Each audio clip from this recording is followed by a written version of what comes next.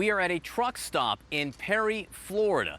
This is a location in a part of the state that took enormous damage from Hurricane Idalia, now Tropical Storm Idalia, which still does pose a serious threat elsewhere. You can see the damage it did here at this truck stop. The storm passed directly overhead here, and it took that awning behind me and simply just tipped it over. And there was brick and metal that was holding it in place that's now just shredded. This exploded brick and this twisted metal with the awning leaning completely on its side. You can take a look. This is actually what it looked like right where I'm standing earlier today as the worst of the wind hit. You can see the awning, there it is, and that's it tipping over. Here in Perry, it was a wind and a rain storm. Along the Gulf Coast, though, it was all about the storm surge, a surge not seen in a lifetime. This is Alexis DeLeon, and yes, where she was in the hometown she had recently returned to, swimming down the street was how she ended up getting around. Alexis will join us shortly. We're also going to speak to a resident of another hard-hit area, the barrier island of Cedar Key, a man who told us last night he was staying in part to help any neighbors who were hunkering down.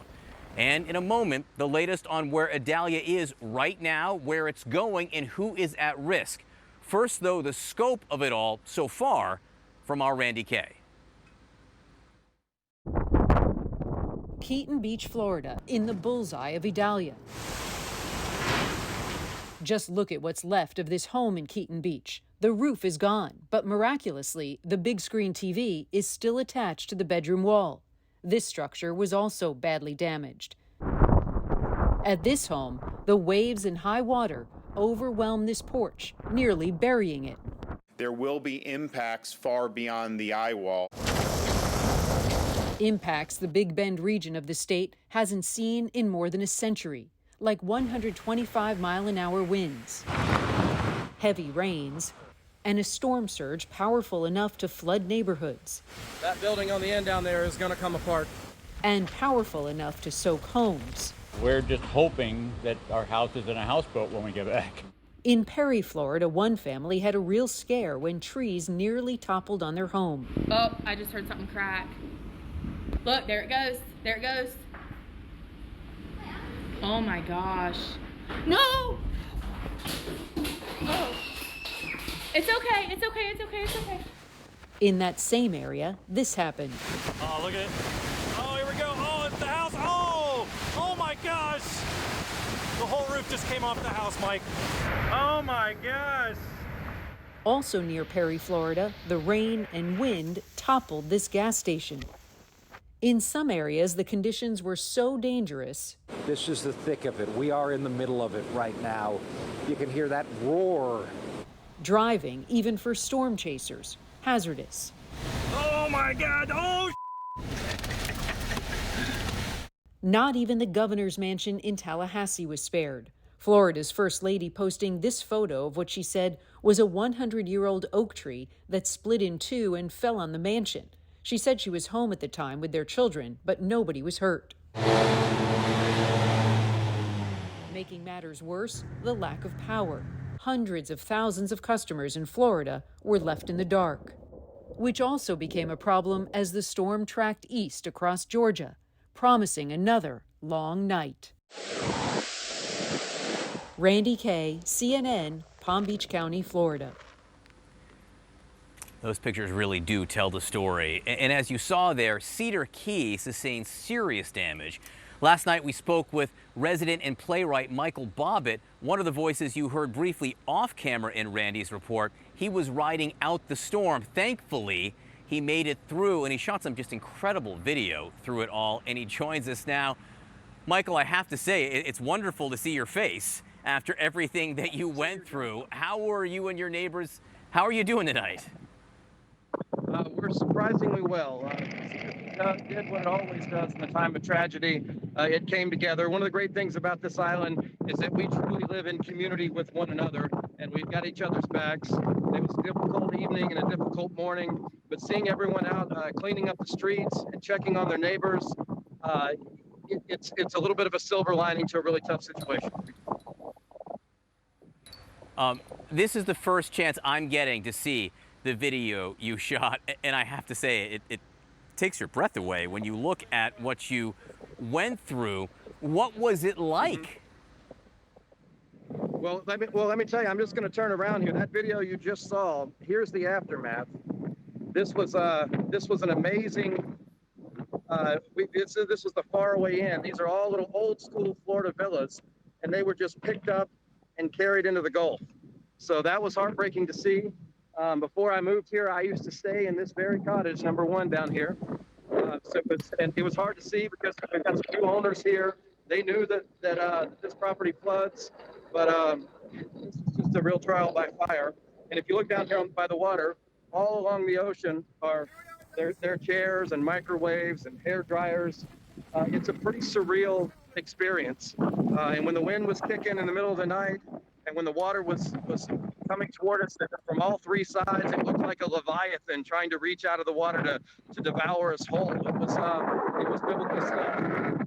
At the end of the day, we had no serious injuries. I was able to talk 2 of my elderly neighbors into leaving the island at the last possible moment. My neighbor's house across from me was submerged to the roof line, but we had no injuries. We're here. We'll rebuild. We'll do what Cedar Key does. All in all, I feel incredibly blessed. Was there ever a moment through it all, Michael, where you thought to yourself, I made the wrong choice. I may not make it through this?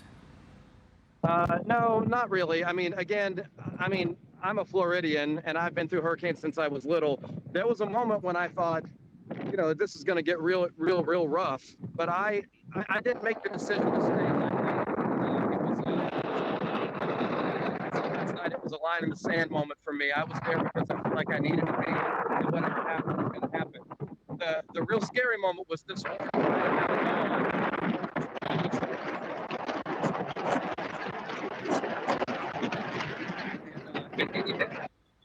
Here goes mine. So, I was comfortable with my decision the whole time, but I'll be honest with you, I was scared out of my mind.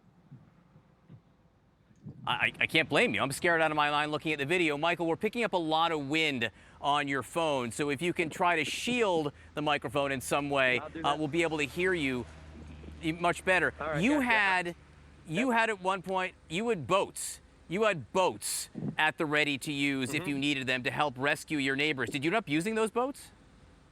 Oh, yeah. Just as soon as I thought that the surge was no longer coming, I was in a kayak up and down, checking on my neighbors, checking on the historic district. I never ended up getting the motorized skiff in the water. There was just too much debris.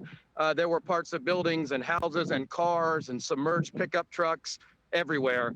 So I never ended up getting the motorized skiff in the water, but I spent a good amount of time. I think if you watch the Weather Channel, someone said, there's an idiot in a kayak. I was the idiot. Well, that's a moniker you can be proud of for the rest of your life. You saw buildings. You saw buildings float away. Can you describe what you saw floating away? It was like the end of days. It was hard to see, especially because I knew the people that own those buildings. I knew the couple that had invested their whole life savings into buying the Faraway Inn, and watching it just disappear was heartbreaking. This is an area where it's incredibly difficult to get insurance, and to know that they were just going to basically have to bear the brunt of rebuilding this. It was incredibly hard to see. What does Cedar Key need in the coming hours and days? Well, I can't believe I'm about to say this because I'm a Southerner where we like our government small and local and limited. But we have had a remarkable response from the federal government, from the state government, and especially from our local government. Our mayor here, Heath Davis, is the finest example of a public servant I've ever met. Throughout the storm, he was here with me, doing what he needed to do to get resources in place to help the island. Although Governor DeSantis, if you're watching, if you'd like to send us some of those Publix trucks you sent down during Ian, we'd be happy to have it. But I mean, all kidding aside, we've got what we need. The resources are in place, and we're already about the business of rebuilding this island. We'll be open for business soon, and we'd sure love to see you all here on the island. There are dry buildings now. Were there buildings that were untouched on the island? Not in the commercial district. I would say 100% of our restaurants, our hotels, our shops, they're inundated with water. But there are a good number of vacation rentals and homes, at least 50%, that survived. Michael Bobbitt, as I said, it's wonderful to see you. I should make clear to the audience what you did. Every official you speak to advises against. The officials, they want you to evacuate when they say to evacuate. I'm not here to lecture you at all. I'm thrilled to see you. I'm glad you made it through. It was kind of you to help those who did stay behind. Thank you for sharing your video. Thank you for sharing the experience. Michael Bobbitt. Nice talking with you, John. Godspeed, Cedar Key. What images, what a story.